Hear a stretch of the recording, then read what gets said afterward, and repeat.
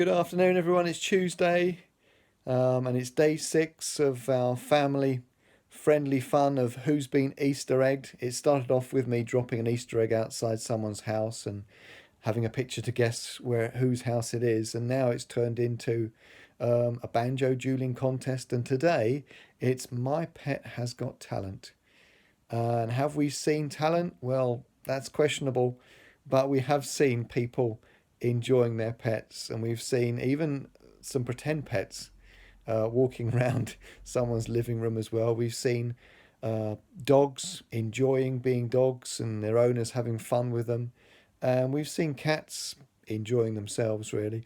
And we've seen hamsters and an altruistic guinea pig who gives his hair to charity.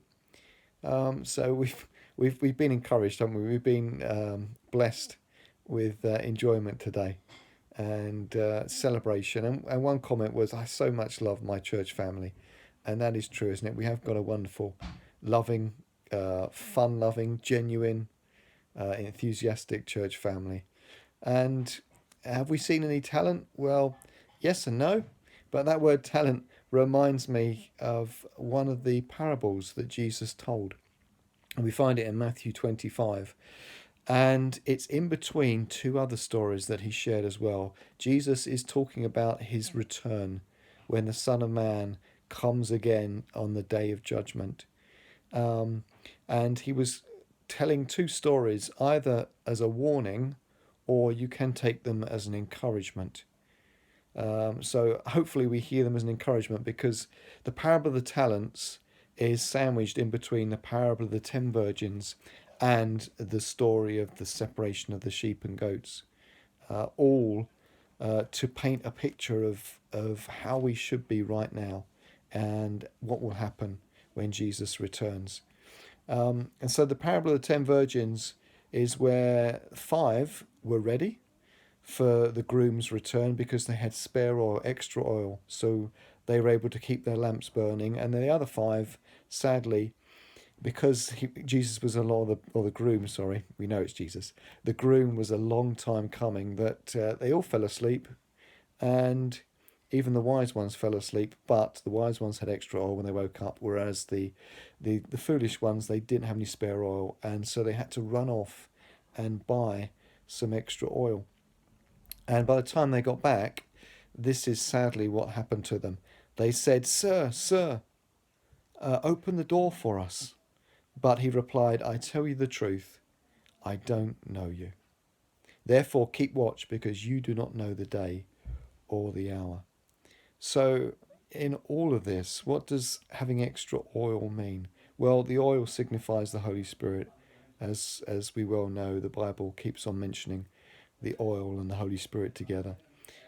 So when we have the oil of the Holy Spirit, there's this knowing that God knows us. There's this interaction and relationship with him.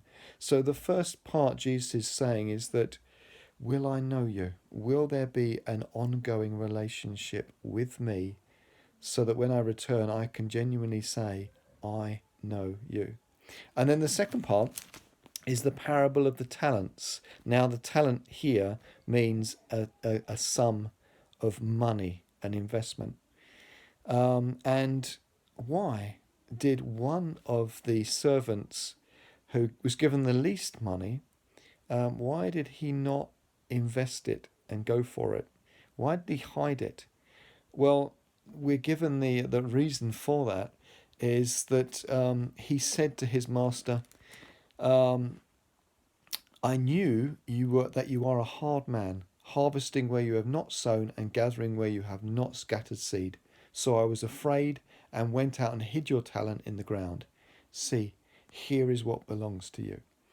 And so here we have the second part of what Jesus is saying, and that is that we need to know God. And it was because of this servant's wrong opinion of God, that he was afraid and did not want to do anything with what God was giving him. Maybe out of fear of total failure, and that he would come back, this apparently cruel master, and punish him. When actually we know that Jesus is not cruel, and that he is loving and kind and patient with us.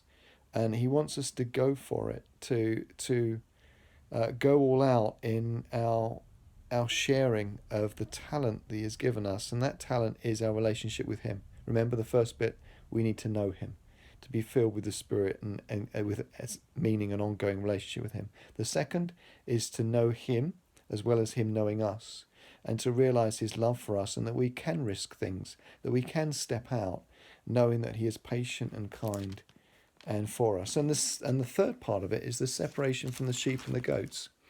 And that's where Jesus says, you've done well, because when I was sick, you came to visit me. When I was in prison, you came to visit me. When I was naked, you clothed me. When I was thirsty and hungry, you gave me something to drink. And they said, Lord, when did we feed you? When did we visit you?